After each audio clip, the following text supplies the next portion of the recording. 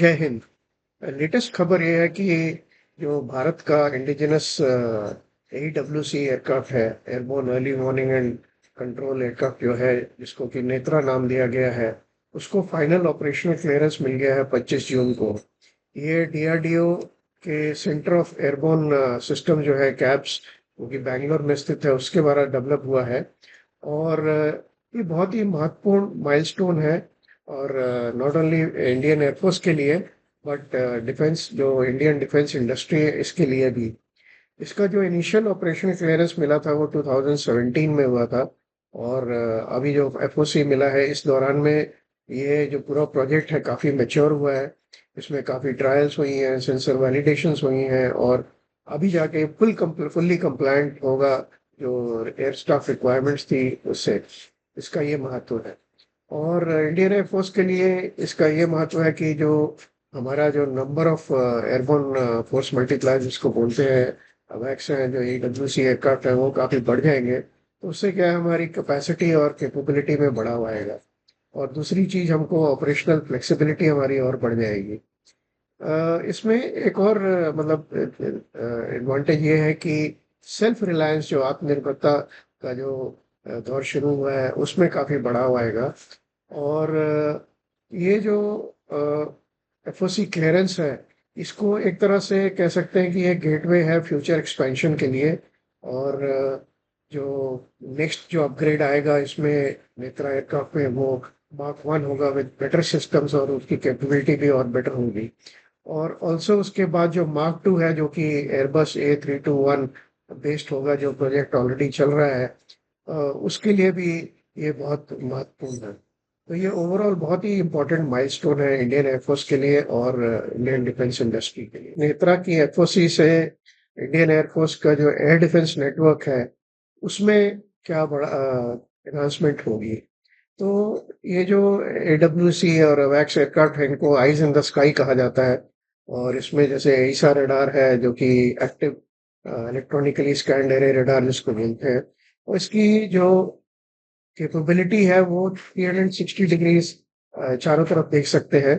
और सिंस ये एयरबोर्न होते हैं, इनकी जो रेंज है वो काफ़ी ज़्यादा होती है ग्राउंड बेस्ड रडार से।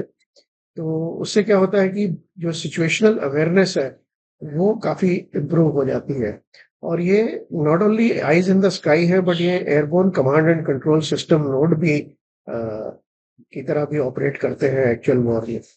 और इनकी जो डिटेक्शन कैपेबिलिटी है, वो AD के लिए बहुत महत्वपूर्ण है, क्योंकि ये जो लो RCS सब प्लेटफॉर्म्स है, जैसे ड्रोन्स हो गए, उनको भी डिटेक्ट कर सकता है। एनिमी एयरक्राफ्ट को तो डिटेक्ट करता ही है, और सो मिसाइल्स को भी डिटेक्ट कर सकता है। तो ये जो एयर डिफेंस के लिए बहुत ही महत्वपूर्ण है।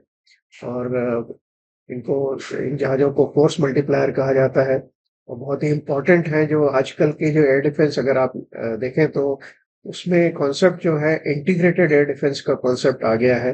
और इंडिया ने भी अनाउंस किया है कि वो डेवलप करेगा अपना सुदर्शन चक्र। ये अगस्त 25 में डिक्लेयर हुआ था। तो ये जो एयरबोर्न AWC एयरक्राफ्ट है, जो इंडिजिनस हमारा नेत्रा, ये बहुत ही इम्पोर्टेंट, इसका बहुत ही इम्पोर्टेंट रोल होगा सुदर्शन चक्र में।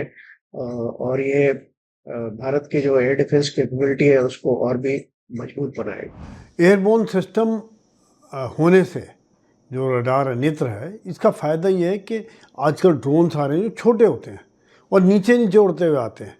वो फिर हमारा रडार जो नीचे वो उसको नहीं पकड़ पाता। जब ये रडार हवा में जहाज़ के ऊपर हो जाएगा तो दूर से ही हम लोग पकड़ पाएंगे और उसका काउंटर मेजर ले लेंगे। इसी प्रकार क्रूज़ मिसाइल भी जब वो ज़मीन से लगते हुए चलती है, उसको भी ये पकड़ लेगा। और साथ साथ में जहाज़, उनके लो फ्लाइंग जहाज़ होते हैं, उनको पकड़ लेगा। तो काफ़ी फोर्स मल्टीप्लायर होगा। अभी तक हम इसमें इसराइल से आए हुए अवैक्स पे डिपेंड करते थे। अब जब देश में बनने लगेगा तो निश्चित ही इसका सेनाओं की मजबूती पर बहुत फ़र्क पड़ेगा और एक सप्लाई चेन की इशू भी ख़त्म हो जाएगा। देखा जाए तो DRDO के नेत्र को, जो कि airborne early warning and control system भी है, उसको अनुमति देना, उसकी सैंक्शन होना एक बहुत बड़ी सफलता है, बहुत बड़ी ज़रूरत है। क्योंकि ये एक ऐसा पावरफुल प्लेटफॉर्म है, अवैक्स जिसको कहते हैं हम लोग, कि हवा में एक जहाज़ के ऊपर समझिए एक एंटीना लगा हुआ है, रडार लगा हुआ है, जो कि ऐसा रडार लगेगा जिसके द्वारा वो 360 डिग्री में दूर तक देख पाएगा। आप सोचिए एक ज़मीन पर रडार लगा हुआ है, एक हवा में रडार लगा हुआ है, तो रडार जब ऊपर से दूर तक देखेगा तो उसकी क्षमता बहुत ज़्यादा बढ़ जाती है और छोटा हो बड़ा हो हर तरह के आने वाले खतरे को भांप कर हमारी एयरफोर्स को, हमारे एयर डिफेंस सिस्टम को, हमारे कमांड कंट्रोल सिस्टम को, हमारे लीडरशिप को वार्न कर सकता है और तुरंत ही इसके ऊपर एक्शन लिया जा सकता है।